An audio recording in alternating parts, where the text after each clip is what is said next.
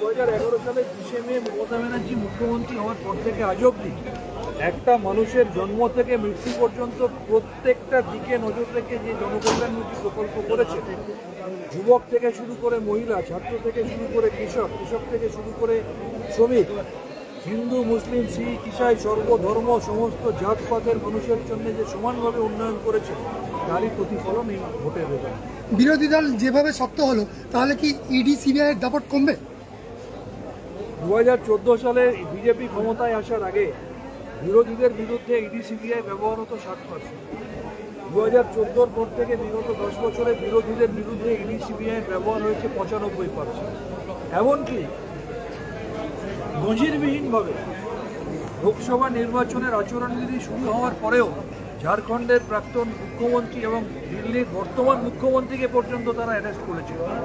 ED সিবিআইকে তাদের শাখা সংগঠনের মতো ব্যবহার করেছে। আমাদের দলের একাধিক নেতামন্ত্রীকে তারা ইডি সিবিআই দিয়ে বিব্রত করেছে। অভিষেক বন্দ্যোপাধ্যায়কে তার পরিবারে, তার বাবা, তার মা, তার স্ত্রী, তার ছেলে, তার মেয়ে, তার শালিকা কাউকে ছাড়েনি। এই ইডি সিবিআইকে শাখা সংগঠনের মতো ব্যবহার করে যে ভয় দেখিয়েছে এবং 1956 সালে তৈরি হওয়া ইডি এবং 1963 সালে তৈরি হওয়া সিবিআই বিজেপির হাতে যেভাবে তাদের শাখা সংগঠনে পরিণত হয়ে নিজেদের মান সম্মান হারিয়েছে, আমি আশা করব তারাও নিজেরা ভেবে দেখবে এই কাজ আগামী দিনে তারা আর করবে। বিরোধী দলনেতা আমি কি বলবো, বিরোধী দলনেতা যোগ্য জবাব পেয়ে গেছে বাংলার মানুষের কাছে। বাংলার মানুষের কাছে যোগ্য জবাব পেয়ে গেছে এবং আমি মনে করি তার সম্বন্ধে তার দলের বাকি নেতারাই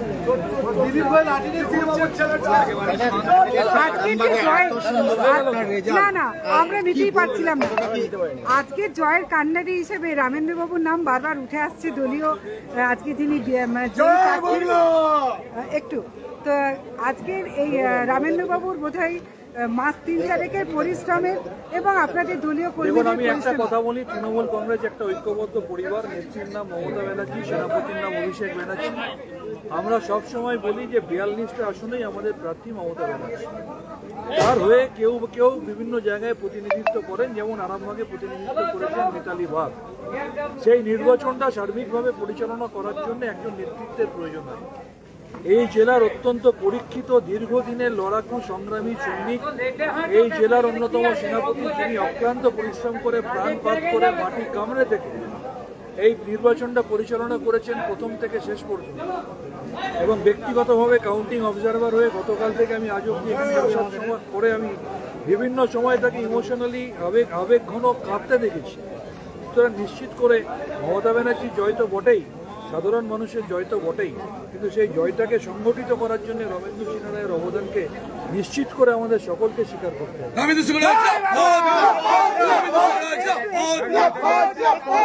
এখানে মিতালি বাগকে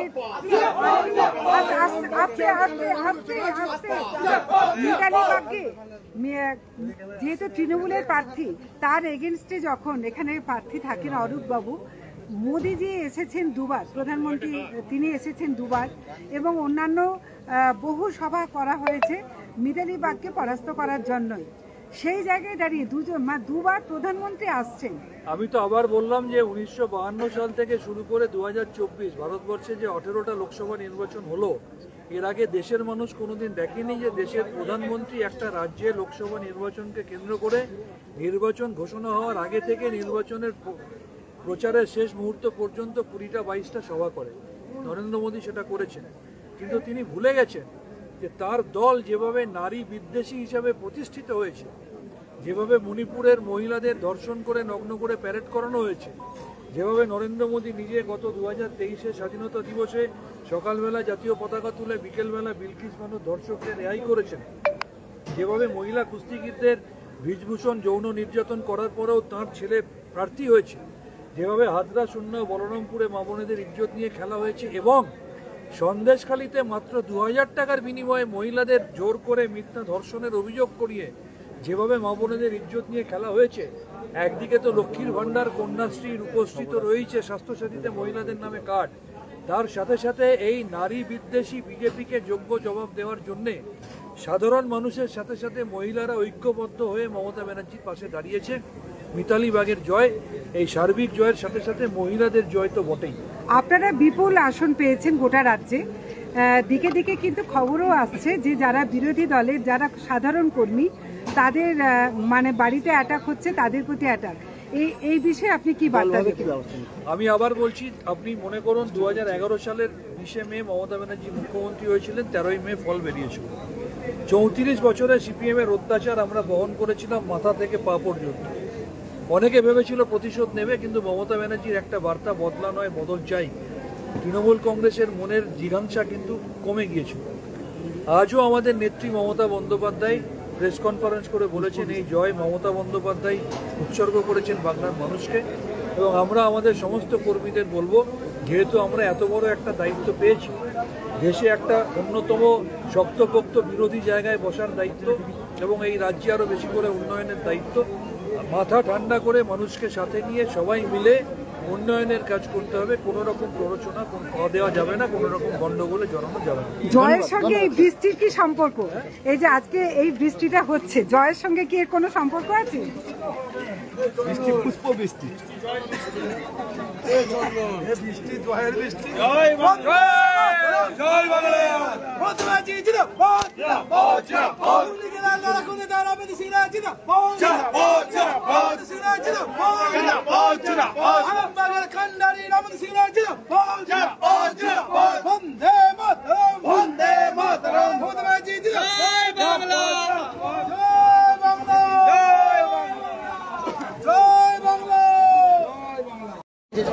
গণনা কেন্দ্রের 200 মিটার বেরিয়ে এখানে খানাকুলের অনেক নেতৃত্ব, যেখানে রাঙ্গাদা এবং হাসান ভাই এরা সবাই উপস্থিত আছেন। আর আকাশে হচ্ছে এখন তুমুল বৃষ্টি। এই বৃষ্টি মাথায় করে অসংখ্য তৃণমূলের যারা কর্মী তারা উপস্থিত আছেন। কি বলবেন এই জয়টাকে? এই জয় মামাটি মানুষের জয়, আরামবাগের মানুষের জয়, পশ্চিমবাংলার মানুষের জয় এবং সর্ববৃহৎ মমতা বন্দ্যোপাধ্যায়ের লক্ষ্মীর ভান্ডারের জয়। কিন্তু আপনারা বলেছিলেন 1 লাখ ভোটের ব্যবধানে জয়ী হবেন, কেউ কেউ বলেছিলেন 50,000, সেটা 8,100-তে কেন নামলো? দেখুন, জয়টা জয়, একটাতেও জয়, 1 লাখেও জয়। আমাদের নেতা অভিষেক বন্দ্যোপাধ্যায় সারা ভারতবর্ষের সব থেকে বেশি ভোটে জয়যুক্ত হয়েছেন, তাই সেটাও তো জয়। তাই আমরা মনে করি আমাদের জয় জয়। এর সঙ্গে বৃষ্টির সম্পর্কটা কি? মমতা বন্দ্যোপাধ্যায়ের সমস্ত উন্নয়নের সঙ্গে, মমতা বন্দ্যোপাধ্যায়ের সমস্ত জয়ের সঙ্গে বৃষ্টির একটা আত্মিক সম্পর্ক আছে। সেই সম্পর্কের জন্য মানে উত্তপ্ত পরিবেশকে শান্ত করা হলে রেজাল্টের পর এটা মমতা বন্দ্যোপাধ্যায় যখন যেখানে জয়যুক্ত হয়, মমতা বন্দ্যোপাধ্যায়ের জন্য ভগবানের আশীর্বাদ, এটা বৃষ্টি, এটা হয়ে থাকে। হয়। আপনাদের খানাকুল কতটা লিড দিয়েছে?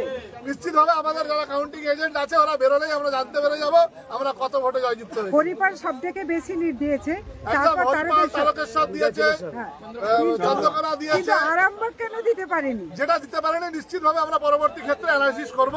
আমাদের পার্টির মধ্যে যদি কোনো দুর্বলতা থাকে আমরা নিশ্চিতভাবে সেটা খুঁজে বের করব। সেটা কি যুবকে প্রাধান্য দেওয়া না দেওয়ার ফল? আমরা সকলে মিলে এই রেজাল্ট, কাকুলিদি, এই রেজাল্ট আমাদের সকল পরিবারের, তৃণমূল কংগ্রেস পরিবারের রেজাল্ট। এখানে কাউকে বাদ দিয়ে কোনো রেজাল্ট নয়। একটা আবেগ তো আছে। তারপর খানাকুলে ফিরে গিয়ে আপনারা এতদিনের রাগ কি কোনো পুষিয়ে নেওয়ার কোনো পরিকল্পনা আছে? দেখুন, তৃণমূল কংগ্রেস সবসময় মানুষকে আগলে রাখে, আমরা আবার মানুষকে আগলে রাখি। সবুজ আবির অলরেডি মেখে নিয়েছেন অনেকেই দেখতে পাচ্ছি। আর এই বৃষ্টিতে বাড়ি ফিরবেন কি করে? সবাই আমরা এই বৃষ্টি, এটা পুষ্প বৃষ্টি, এই বৃষ্টিকে মাথায় করে নিয়েই আমরা বাড়ি ফিরি। জয় বাংলা!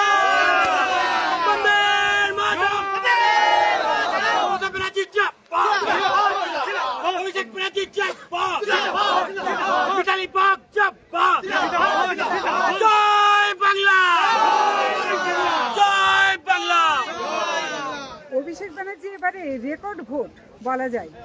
পশ্চিমবঙ্গে আর কোন তৃণমূল প্রার্থী এত ভোটের ব্যবধানে জয়লাভ যদি আপনার মনে হয় জানা ভুল আছে, পশ্চিমবাংলা নয় সারা ভারতবর্ষের সবথেকে বেশি ভোটে জয়যুক্ত হয়েছে আমাদের সেনাপতি, আমাদের নেতা অভিষেক বন্দ্যোপাধ্যায়। অভিষেক ব্যানার্জি জিন্দাবাদ! অভিষেক ব্যানার্জি জিন্দাবাদ! মমতা ব্যানার্জি জিন্দাবাদ! সব মিলে আপনারা আজকে একদম এতদিনের পরিশ্রমের পর আজকে আপনারা সবাই খুব খুশি। আমরাও খুশি, আপনারাও খুশি থাকবেন।